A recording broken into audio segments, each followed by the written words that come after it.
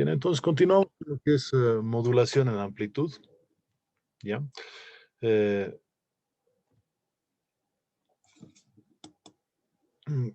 Recordemos un poquito lo que habíamos hablado antes de modulación de amplitud.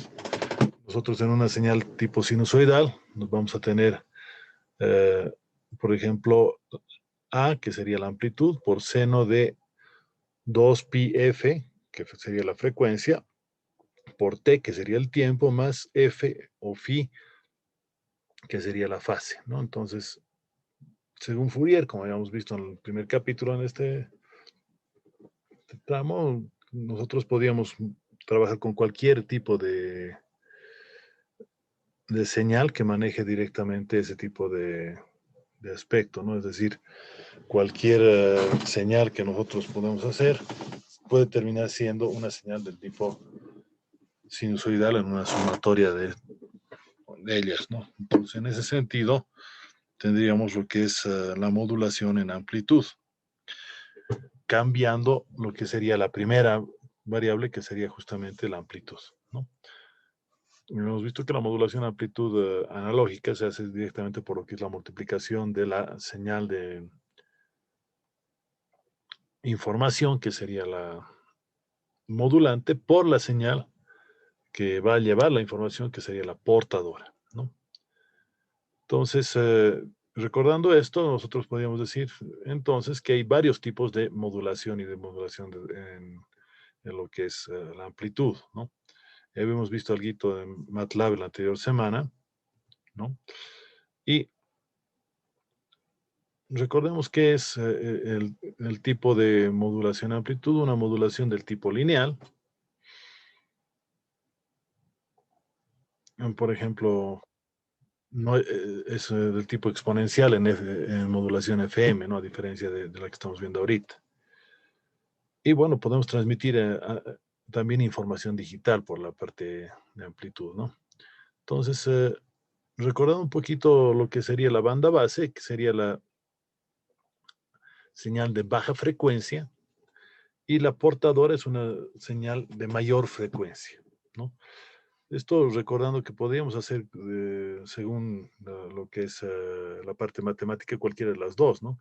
Pero se tiene un rendimiento óptimo cuando tenemos una señal portadora de bastante mayor frecuencia que la señal que lleva la información.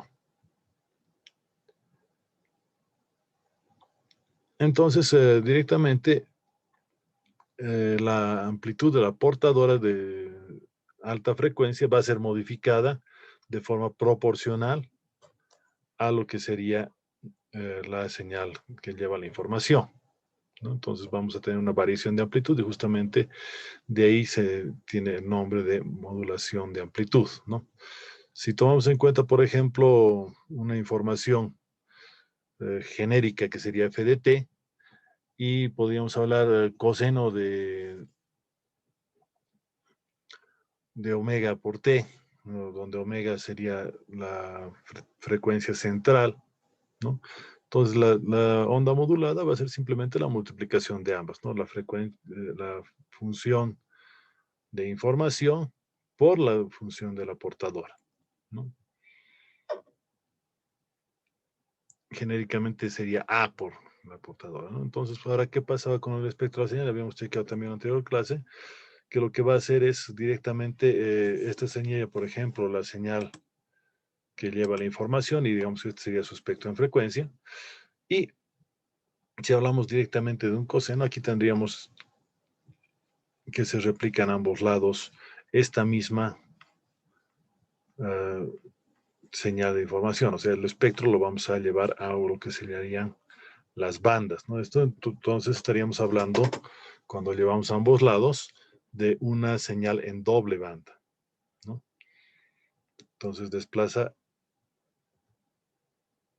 en dos sentidos nuestra señal, ¿no?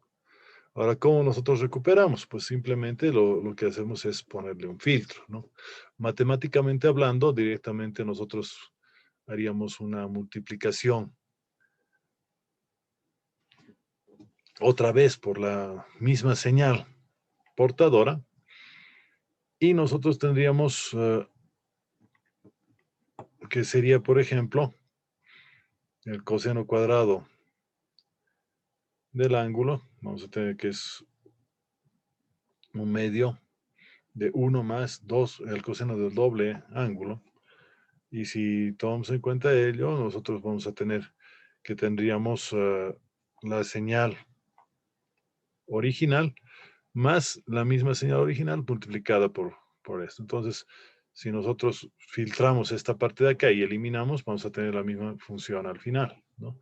Entonces, ese sería el fundamento matemático para poder recuperar directamente la señal original, ¿no? Ahora, el problema de esta modulación es que tendríamos que tener un demodulador sincrónico, ¿no? Que esté justamente a la misma frecuencia que nosotros estamos enviando, ¿no? Y ustedes saben que justamente en AM lo que tendríamos es eh, que son las radios más baratas, entre comillas, ¿no? Entonces, ¿cómo hacemos para ello? Utilizamos solamente una de las bandas, es decir, nosotros nos vamos a quedar solo con la banda superior, por ejemplo, ¿no? Entonces, ¿cómo se hace esto? Aquí nosotros agregamos adicionalmente la señal original, ¿no? Es decir, de la portadora, ¿no? Entonces le agregamos la función modulada más la portadora, ¿no? De tal manera que tendríamos la señal, por ejemplo, a través de lo que sería una envolvente.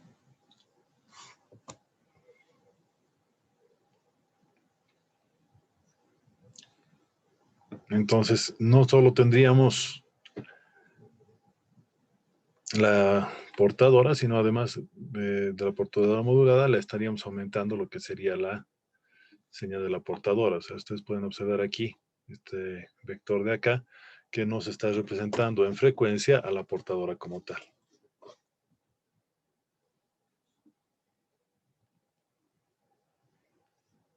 ¿No? Entonces, la idea de esto es enviar, bueno, la menor cantidad posible de lo que sería el tamaño de la amplitud de la portadora, ¿no? Y esto se trabaja directamente a través de lo que es un denominado índice de modulación, ¿no? Es lo que estábamos manejando en el MATLAB la anterior semana. Y directamente lo que tendríamos para el índice de modulación, vamos a tomar en cuenta que es en realidad la forma en que se va a controlar la información sobre la portadora, ¿no? Entonces, mientras más alto sea el índice, entonces más desplazado va a estar, y mientras menos, más bajito sea el índice, entonces más lejano va a estar la envolvente respecto a lo que sería la señal original de información que estamos transmitiendo, ¿no?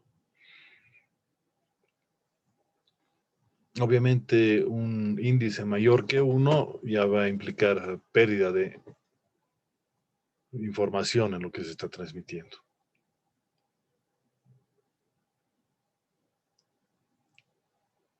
Entonces, si tomamos en cuenta un valor entre 0 y 1 en lo que se refiere al índice de modulación, se puede trabajar con lo que nos interesa directamente, ¿no? Y había una pregunta sobre la sobremodulación la anterior clase, y justamente ahí estaríamos hablando de la sobremodulación, ¿no? Donde nosotros tendríamos una pérdida directamente de la señal sobremodulada, ¿no? La información ya no se la puede recuperar al otro lado, ¿no? Entonces vamos a decir que la eficiencia como tal está tomando en cuenta que la información maneja las bandas laterales, es decir, la portadora, enviarla en realidad es un desperdicio desde el punto de vista de la información. Entonces, la potencia en las bandas laterales directamente tendríamos que sería un medio de la potencia, o si quieren, el cuadrado de lo que sería nuestra portadora, pero nuestra modulante. Y directamente, si nosotros tomamos en cuenta la potencia de la portadora más la potencia de la modulante, vamos a tener directamente el promedio de lo que sería nuestra función. Entonces la eficiencia como tal va a estar tomado en cuenta directamente que respecto a lo que sería esta relación, ¿no? La potencia de la señal de información respecto al total. Ahora, obviamente, si esto se hace cero, la eficiencia sería 100%, ¿no? Pero hemos dicho que ahí ya tendríamos el problema de que no vamos a poder detectar la portadora como tal, ¿no? Entonces, generalmente no es uno, sino estamos hablando de un 90, 95, hasta 98% directamente, ¿no?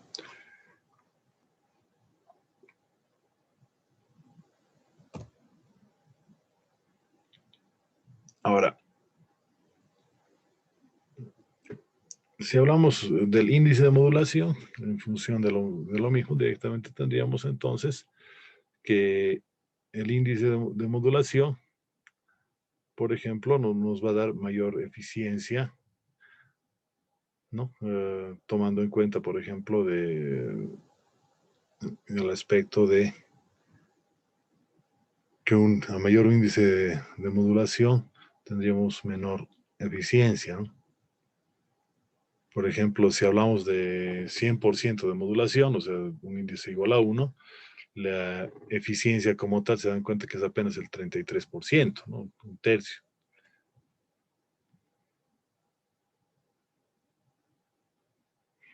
Ahora, bueno, decíamos cómo recuperar la información en el caso de una banda simple. Podemos trabajar lo que es un deflector envolvente, lo que estaría dado por circuitos relativamente simple. Nosotros vamos a tener la entrada a un filtro pasa abajo, que estaría solamente en un solo sentido.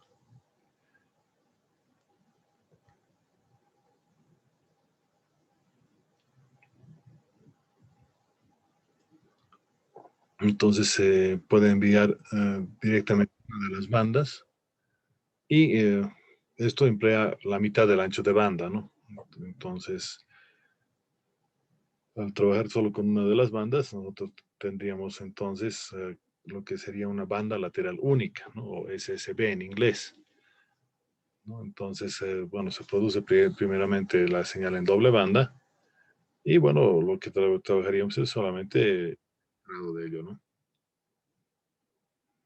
Entonces ahí estaríamos trabajando con métodos como lo que es desviación de fase y otro tipo de cosas, ¿no? Entonces utilizaríamos solamente, como decíamos, la mitad y con un filtro pasa abajo vamos a tener solamente esta parte, ¿no? Porque en realidad lo que estaríamos enviando sería la señal con su doble banda y directamente nosotros lo que vamos a utilizar es solamente la señal, que es lo que nos interesa, ¿no? Y de esa manera se recupera la señal original.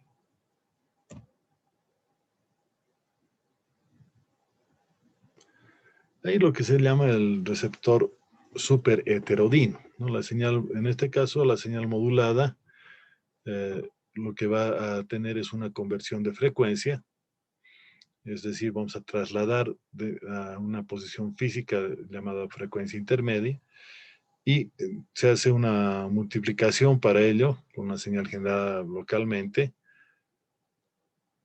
¿no? Por ejemplo, en este caso en 455 kilohercios, ¿no? Entonces, ¿cuál es la idea? Nosotros tenemos directamente el amplificador de radiofrecuencia, un oscilador local, un conversor de frecuencia que lo va a llevar esto a frecuencia intermedia. Nosotros vamos a detectar la frecuencia intermedia y directamente lo vamos a filtrar, ¿no? Y ahí tendríamos recién el amplificador de audio que nos va a llevar a nuestra salida final. Entonces, la idea es de esta manera de eliminar lo que sería la necesidad de sintonizar las etapas de amplificación y directamente vamos a sintonizar solo la frecuencia inicial, o sea, la frecuencia de nuestra portadora, y este proceso le vamos a llamar heterodinación, ¿no? Y el receptor comercial va a trabajar directamente con una frecuencia que es mayor a 455 kilohercios. Y bueno, este receptor lo vamos a llamar super heterodino, ¿no? Que es el comercial que se utiliza en las radios AM, ¿no? Del receptor. Bueno, eso sería nuestra clase de hoy. No sé